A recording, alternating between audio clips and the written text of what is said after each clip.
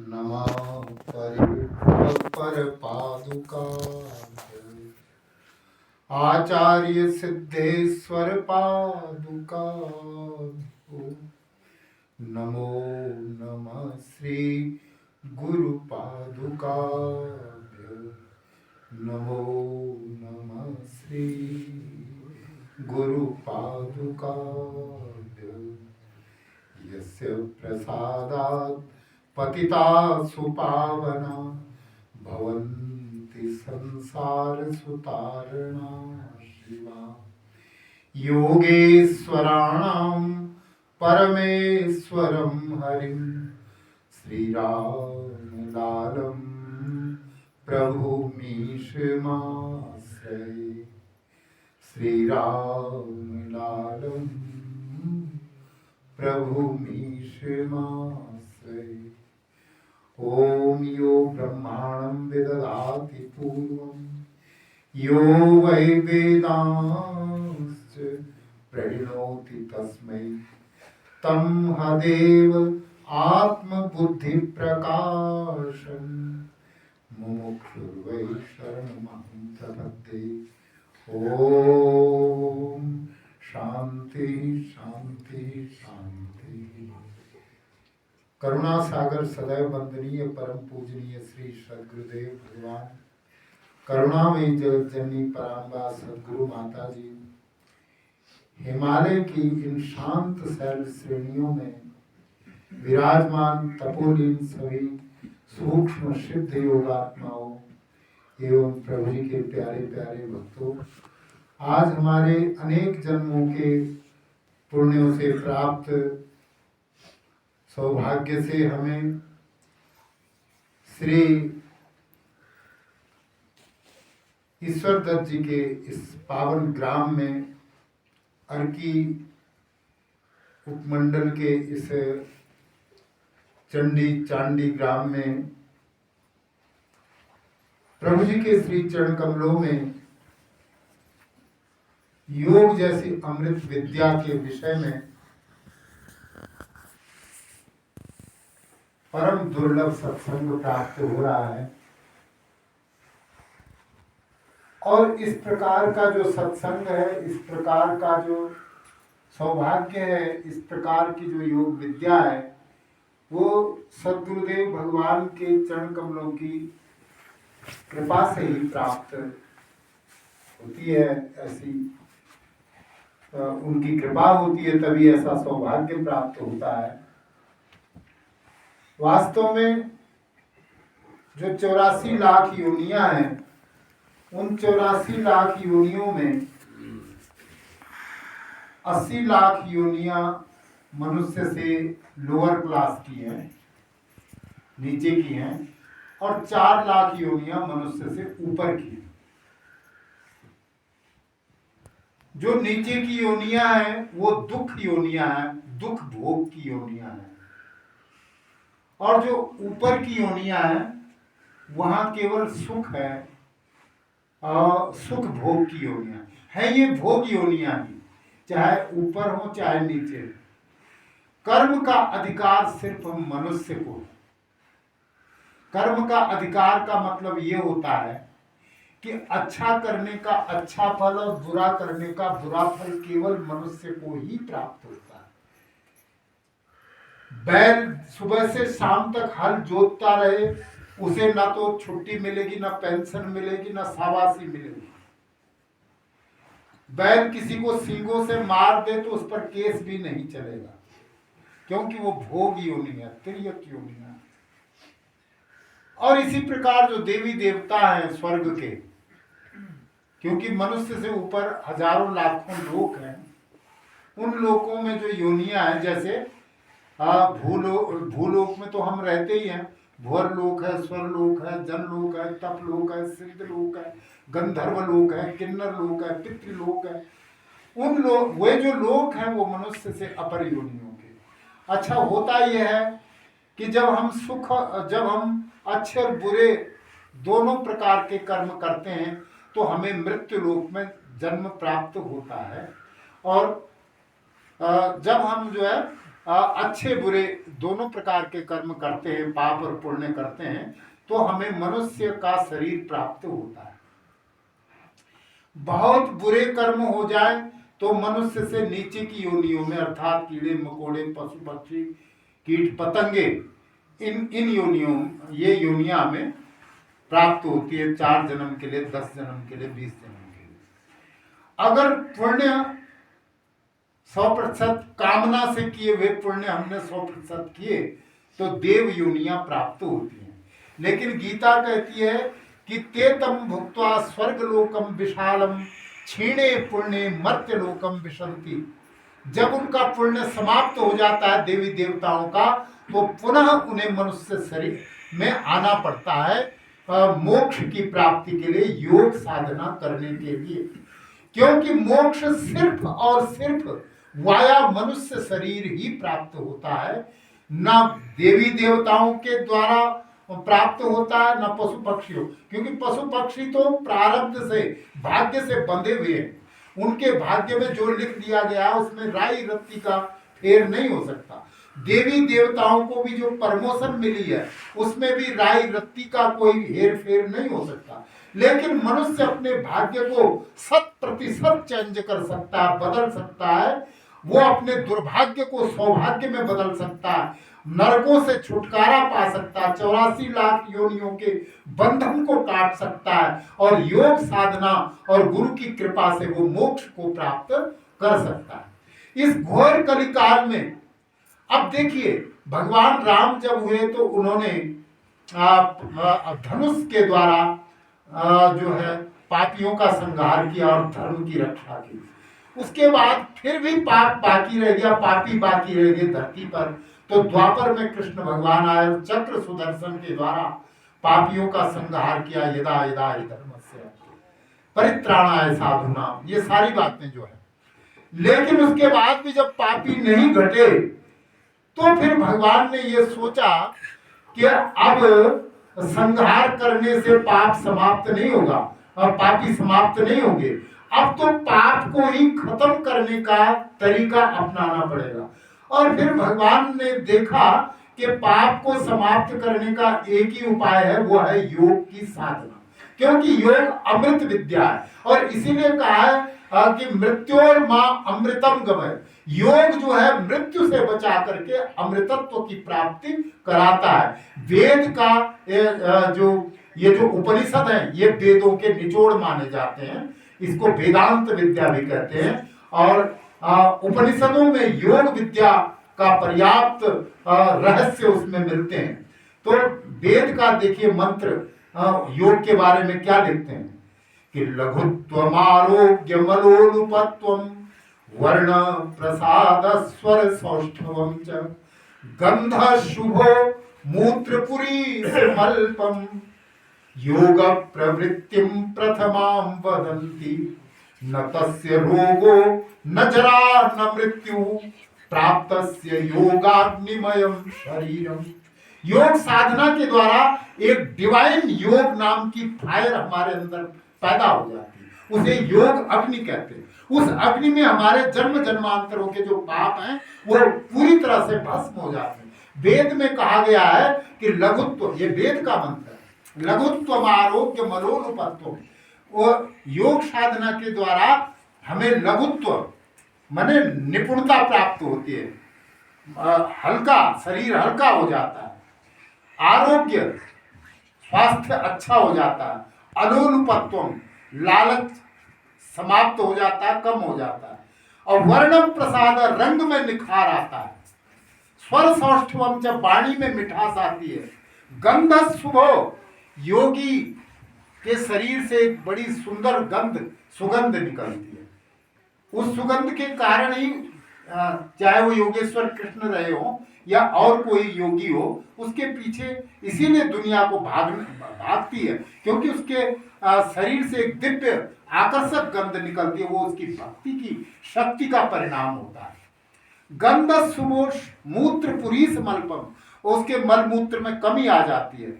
योग प्रवृत्तिम प्रथमाम वदंती, शुरू में योग साधना में ये लक्षण दिखाई देते हैं। लेकिन बाद में न तस्य रोगो न जरा न मृत्यु, उसको रोग नहीं होते, उसको बुढ़ापा नहीं आता और उसकी मृत्यु भी नहीं होती। प्राप्तस्य योगाग्निमयम शरीरम, जिसको योग की अग्नि का अग्निमय शरीर प्राप्त हो चुका है। और यही कारण है कि हिमालय पर योग साधना करने वाले ऐसे भी योगी हैं जो 20-20 हजार साल से मौजूद हैं।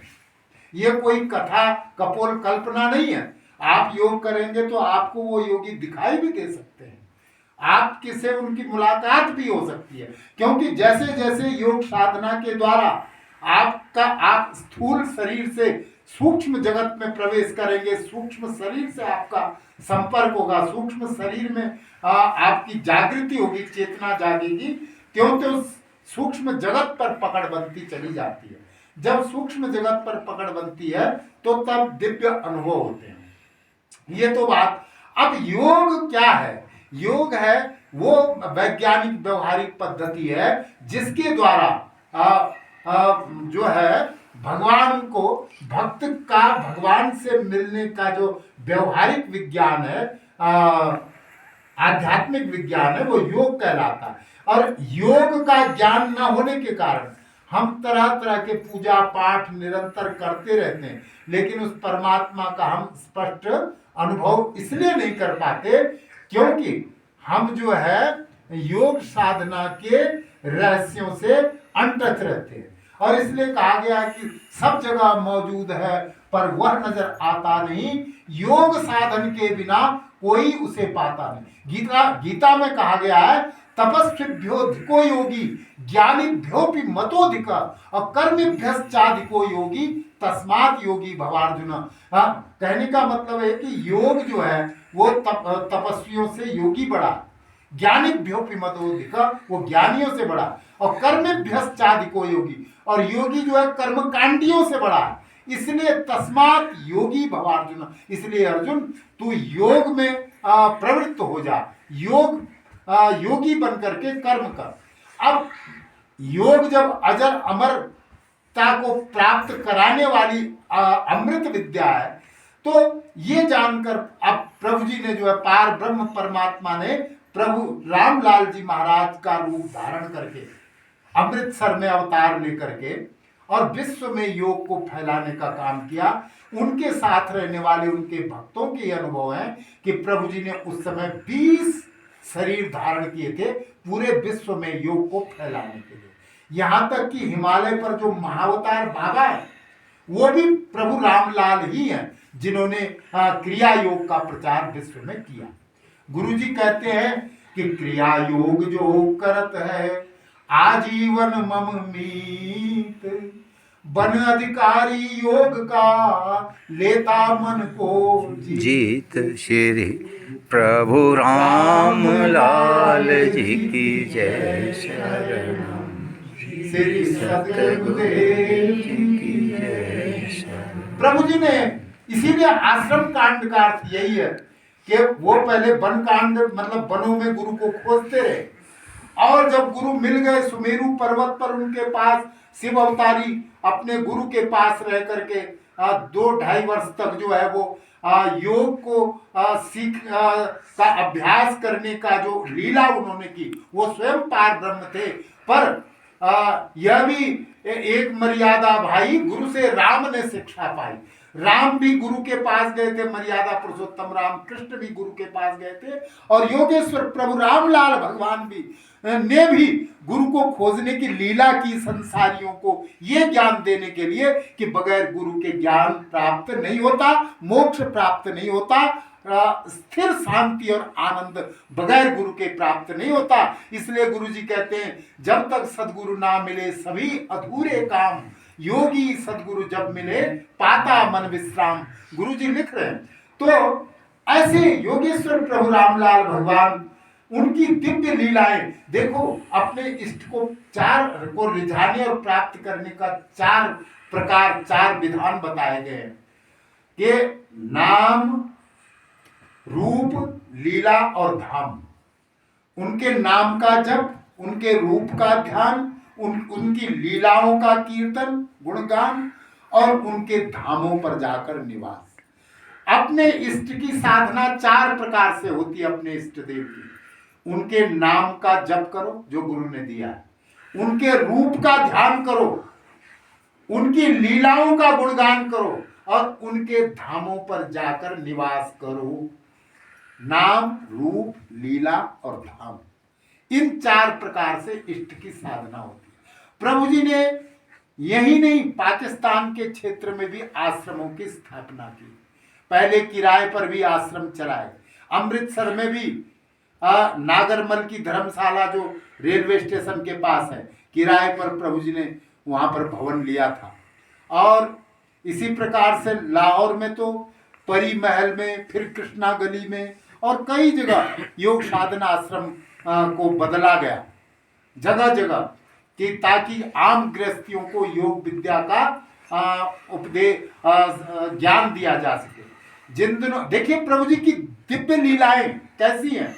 प्रभु जी जब ऋषिकेश में रहते थे, प्रभु जी अंतर्यामी पार ब्रह्म थे। उसके कुछ उदाहरण मैं आपको देता है। ऐसा नहीं है, प्रभु की कोई, भगवान की एक शकल नहीं होती, एक नाम नहीं होता, एक रूप नहीं होता। इसीलिए विष्णु सहस्त्र नाम में भगवान विष्णु के 1000 नामों को की बताए गए। और उसका एक रूप भी नहीं होता, एक गांव नहीं होता, एक जिला नहीं होता, एक प्रदेश नहीं होता, एक देश नहीं होता। गुरु का एक रूप नहीं होता। गुरु एक तत्व है, वो एक आदमी नहीं होता, वो एक तत्व है। और वो तत्व जो है पूरे संसार में अखंड मंडलाकारम व्याप्तम येन चराचरम तत्पदम दर्शितम येन तस्मै श्री गुरवे नमः। वो अनेक रूपों के द्वारा आज भी हमको ज्ञान दे रहा है, आज भी हमसे बातें कर रहा है, हमारा मार्गदर्शन वो गुरु तत्व कर रहा है। हमारे गुरु कभी मरते नहीं है, वो हमेशा हमें अपना मार्गदर्शन और अपना ज्ञान हमें देते रहते हैं। पर गुरु तत्व को समझने की जरूरत है। जब हम गुरु एक व्यक्ति को, एक ही व्यक्ति और एक मनुष्य मान लेते हैं, एक व्यक्ति मान लेते हैं, तो हम उस गुरु ज्ञान से वंचित हो जाते हैं। हमें यह समझना होगा कि गुरु व्यक्ति नहीं होता, मनुष्य नहीं होता, वो एक तत्व होता है, वो एक शक्ति होती है, व्यापक शक्ति। तो प्रभु जी भी पार ब्रह्म परमेश्वर के अवतार थे। उन्होंने बड़ी विचित्र लीलाओं के द्वारा अपनी अंतर्यामिता को प्रकट किया और अपने सभी शरणागत भक्तों का उद्धार किया।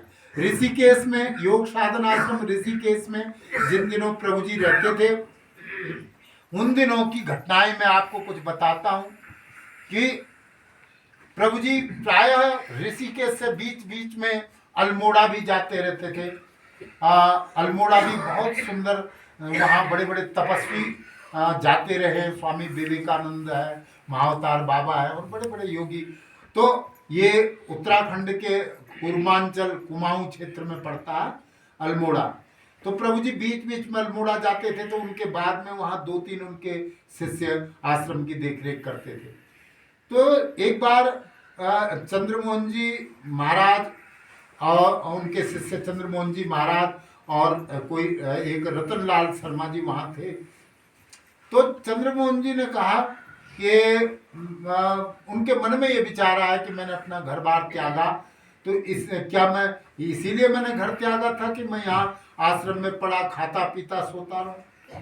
अब मैं तो हिमालय की तरफ जाऊंगा और योग साधना करूंगा और ब्रह्म का साक्षात्कार करूंगा, आत्मदर्शन करूंगा और शेष अब अपना जीवन जो है मैं इस प्रकार बस्तियों में नहीं बल्कि हिमालय पर जाकर के आत्मा के दर्शन में योग की साधना में बिताऊंगा। तो ये सोच करके उन्होंने बड़का दूध मंगा लिया, अपनी लंबी जटाओं पर बड़का दूध लगाकर जटाओं को बट दिया। इसी प्रकार से अपने पूरे शरीर पर राख मल करके और फिर एक बाघ की खाल पहन ली, बाघंबर, और हाथ में त्रिशूल ले लिया और एक हाथ में कमंडलू ले लिया और फिर कहा कि भाई अपने गुरु भाई से कहा कि भाई मैं तो अब हिमालय पर जा रहा हूँ, मेरी तरफ से प्रभु जी जब आए तो उनसे माफी मांग लेना, क्योंकि अब मेरा यहाँ बिल्कुल भी मन नहीं लग रहा। अपनी झोली उठाई, कमंडल उठाया, त्रिशूल उठाया और नंगे पांव हिमालय पर जाने के लिए योग साधना आश्रम ऋषिकेश कि आश्रम से बाहर निकलकर जैसे ही गेट के बाहर कदम रखा, एक पोस्टमैन आया, उसने एकदम एक पत्र दिया, अंतर्देशीय पत्र। अब जैसे ही कदम एक आगे रखा गेट के बाहर, पोस्टमैन ने पत्र दिया। वो चंद्रमोहन जी के नाम से ही था और प्रभु जी ने लिखा था, उनके हैंड राइटिंग थी। पत्र खोला, उसमें लिखा था, चिरंजीव चंद्रमोहन, जिस काम को करने के लिए हम हिमालय छोड़ करके बस्तियों में आकर बैठे हैं, तुम उस काम को छोड़कर हिमालय के पर भाग रहे हो। तुमने जो कदम आश्रम के बाहर रखा उसे पीछे हटा लो, इसी में तुम्हारा कल्याण है। अब उनके रोंगटे खड़े हो गए, रोमांच से शरीर कांपने लगा। अभी एक ही कदम गेट के बाहर रखा था और तुरंत पत्र वहीं गेट पर ही थमा दिया। अब वो पोस्टमैन कौन था, वो पत्र 1 सेकंड में कहां से आया, कैसे पहुंचा, भगवान जाने। उसके बाद क्या हुआ, बसंती देवी वहां रहती थी और प्रभु जी की बहुत अनन्य भक्त थी। और जो भी भक्त वहां आते, जूते उतारते गेट के पास, तो वो जूतों पर पालिश कर जूतों को साफ करती थी अपनी चुन्नी से, फिर झाड़ू लगाती थी, सबको बिठाती थी, आसन देती थी। ऐसे उसका रोज का काम था। प्रभु जी आराम कुर्सी पर बैठे थे, कुछ भगत भी वहां पर उनके चरणों में बैठे थे। प्रभु जी ने देखा कि वो अपनी चुन्नी से आए हुए भक्तों के जूते झाड़ रही है। अब प्रभु जी के मन में लहर आ गई, दया आ गई। ए बसंती, इधर आओ, वो बात में करना, इधर आओ। है? अच्छा तुम बताओ, तुम्हें क्या चाहिए, मांग लो जो तुम्हारे मन में। बोले गुरु जी मुझे क्या चाहिए, बस आपकी दया चाहिए और कुछ नहीं चाहिए, आपकी सेवा चाहिए। नहीं देखो मौका है, मांग लो मैं कह रहा हूं। अब उसने सोचा क्या मांगू। बोले प्रभु जी मेरा एक ही बेटा है, अभी 4th में पढ़ता है, मैं विधवा हूं और वो पढ़ने में बहुत कमजोर है, उसका क्या होगा। तो मेरी तो यही इच्छा है कि वो पुलिस का ऑफिसर बन जाए। ये क्या मांगा तुमने, जा, वो पुलिस का ऑफिसर तो होगा ही होगा, जा, तूने अवसर खो दिया। अब वो बच्चा बड़ी तेजी से आगे बढ़ने लगा, 1st डिवीजन में पास होने लगा हर क्लास में। फिर उसने IPS की परीक्षा पास कर ली और उसका नाम था राम कुमार गोयल। पहली नियुक्ति उसकी DSP पद पर शाहजहांपुर डिस्ट्रिक्ट में हुई, यूपी के शाहजहांपुर जिले में हुई। उसका नाम था राम कुमार गोयल। फिर तो वो फिर SP बना, फिर SSP बना, आगे से आगे। बीच में वो बहुत बीमार भी पड़ा, तो फिर बसंती देवी ने प्रभु को पुकारा। उसे पेचिशों का रोग हुआ था, तो उसकी जान बच गई, तो वो पुलिस का बहुत बड़ा अफसर बना। ये बसंती देवी जब वहां थी उस समय की ये घटना है। प्रभु जी ने वहां भंडारे में जो रसोई के बर्तनों को मांजने के लिए अमृतसर के एक जाट को रखा हुआ था, उसका नाम था टहल सिंह। अब एक दिन क्या हुआ कि शाम का टाइम था। अब टहल सिंह कहने लगा, प्रभु जी देखो ना, एक आदमी आपसे मिलने के लिए लाहौर से आ रहा है और उसने ना सफेद कुर्ता पजामा पहना हुआ है प्रभु जी, और उसकी टोपी काले रंग की है। सुनो, उसने एक सूटकेस भी हाथ में ले रखा। अब वो बैठ गया ट्रेन में अमृतसर की तरफ आने के लिए। फिर 2 घंटे बाद कहने लगा, प्रभु जी देखो ना, वो अमृतसर रेलवे स्टेशन पर उतरकर जलेबी खरीद के खा रहा है वहां। लोगों ने, अब जो और भक्त थे उन्होंने कहा यार, वो तो अनपढ़ जाट था, बोले आज इसने भाग चढ़ा ली है कहीं से और ये ऐसी बकवास करता रहेगा। फिर उसके बाद तो सब सो गए। फिर रात में उठकर फिर कह रहा सबसे, अरे अब वो ना वहां पंजाब मेल से चल पड़ा है ऋषिकेश के लिए। अब सुबह फिर उठा, फिर कहने, प्रभु जी वो ट्रेन से उतर कर आश्रम की तरफ आ रहा। थोड़ी देर बाद फिर, अरे भाई गेट खोल दो, वो आश्रम पे खड़ा है बाहर। अब देखा तो उतने में वो गेट को धक्का दे करके वही सफेद कपड़े, काली टोपी और एक हाथ में उसके अटैची थी। अब लोग सब हैरान, जितने भी भक्त थे उन्होंने कहा ये क्या, इसको कैसे पता चला ये सारी बात? बोले तुझे कैसे पता चला? बोले पता नहीं, मुझे खुद पता नहीं, प्रभु जी ने मुझे गहरी नजर से देखा और मुझे सारा कुछ नजर आने लगा।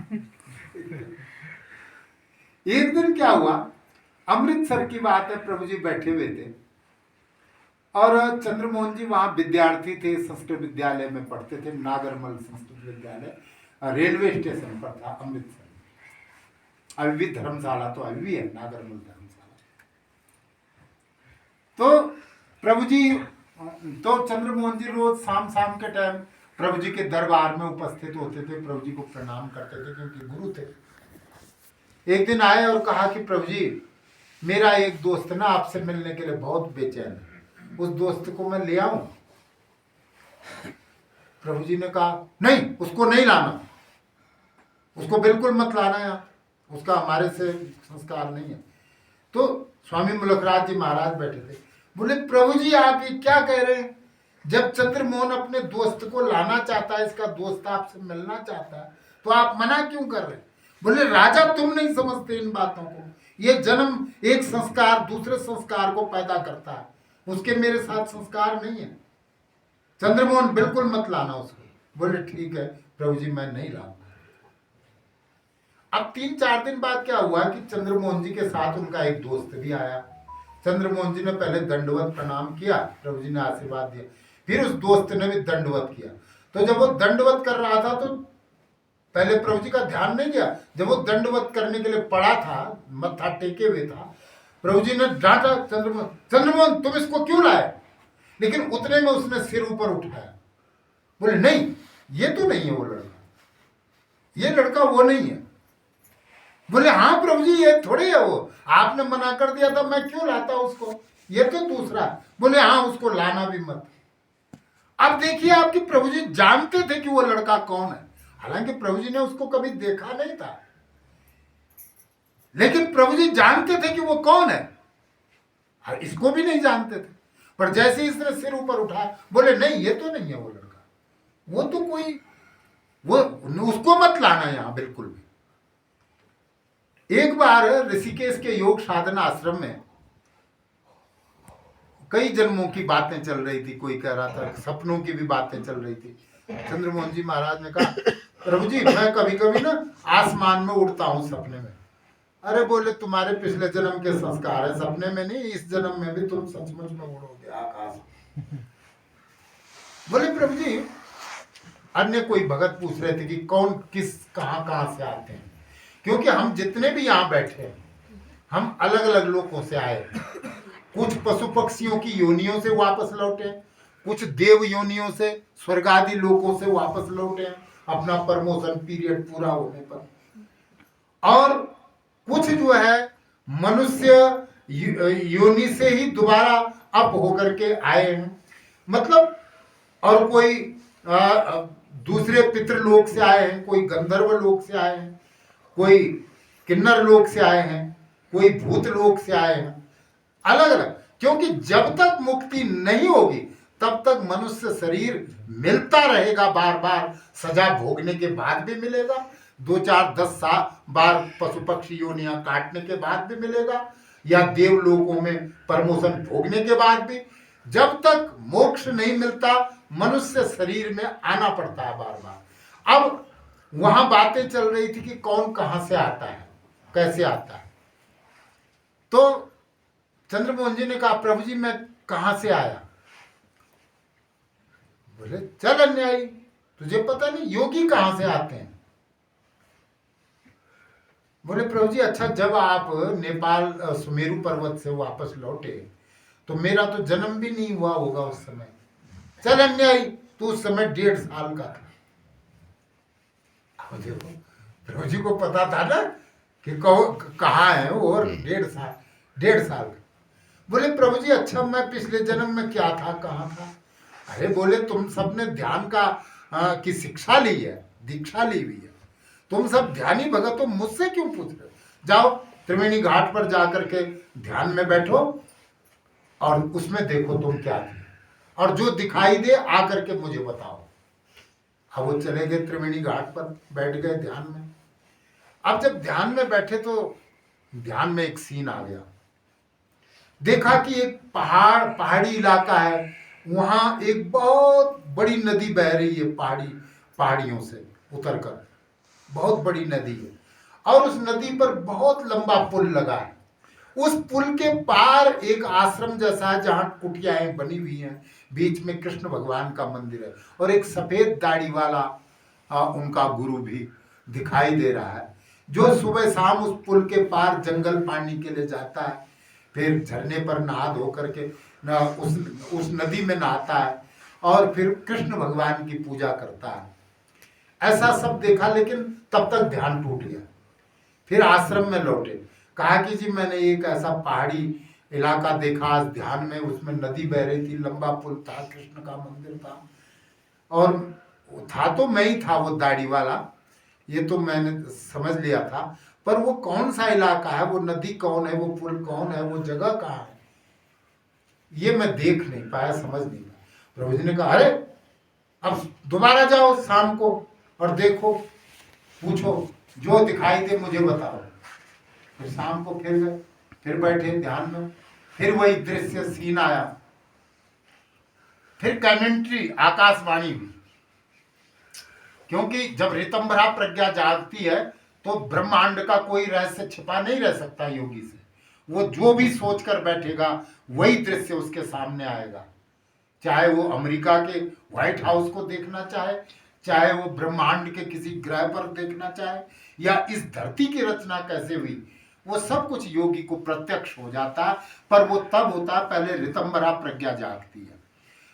तो अब उन्होंने, जब वो सीन फिर से आया तो उन्होंने देखा वो बाबा जी जो थे वो शरीर त्यागा उन्होंने। वहां एक आकाशवाणी हुई कि ये जो नदी है इसका नाम गंडकी नदी है, ये नेपाल की ओर से आ रही है, और ये जो इलाका, ये पूर्वांचल का पुल है इस गंडकी नदी पर, और ये नेपाल बॉर्डर से लगा हुआ गोरखपुर के नजदीक का इलाका है, और ये तुम्हारा पूर्व जन्म का आश्रम है, ये तुम हो जो दाढ़ी वाले घूम रहे हो।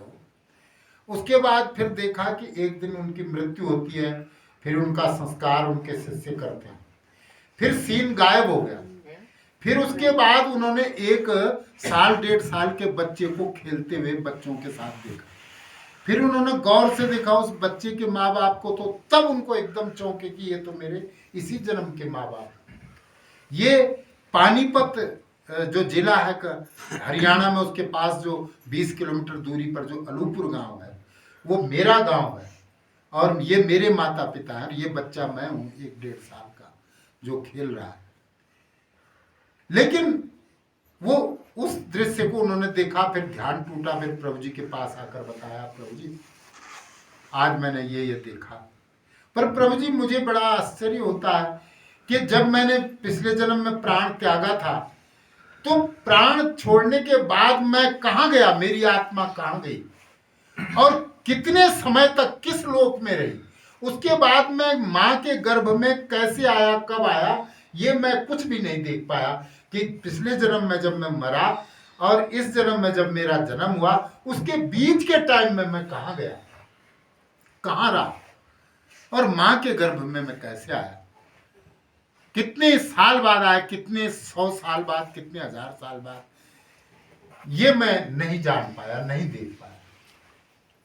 बाद में वो गए भी उस स्थान को देखने, वो गोरखपुर के पास वो स्थान है, पर अब वहाँ प्रोजेक्ट और कई वो चीज़ें बन चुकी हैं, ना वो मंदिर और ना वो बस्ती तो नहीं, वहाँ तो बड़ी कॉलोनी बस चुकी है। लेकिन खैर वहाँ अभी भी सिद्ध गुफा की टीम जाती है योगी आदित्यनाथ जी के आश्रम में, और हर साल वहाँ पर वो योग प्रदर्शन करते हैं। जब योगी आदित्यनाथ जी के दादा गुरु दिग्विजय नाथ जी का जो वार्षिक उत्सव होता है, उस पर सिद्ध गुफा समाई से टीम जाती है योग प्रदर्शन करने के लिए। वो श्री चंद्रमोहन जी महाराज के समय से ही वहाँ टीम जाती है, और योग, क्योंकि योगी गोरखनाथ भी योग के बहुत बड़े योगी हुए हैं, योग के प्रचारक हैं, तो उनकी याद में तो वहाँ पर जो है योगी दिग्विजयनाथ योग कोई ऐसी पद्धति जो लिखी है, हाँ जी गोरख पद्धति जो है वो गुरु गोरखनाथ ने लिखी है, महायोगी गुरु गोरखनाथ जी ने। पर उसी परंपरा में योगी दिग्विजयनाथ हुए, फिर उनके शिष्य महंत अवैधनाथ जी हुए, और फिर उनके शिष्य योगी आदित्यनाथ जी हैं। तो उनका जो आश्रम बहुत बड़ा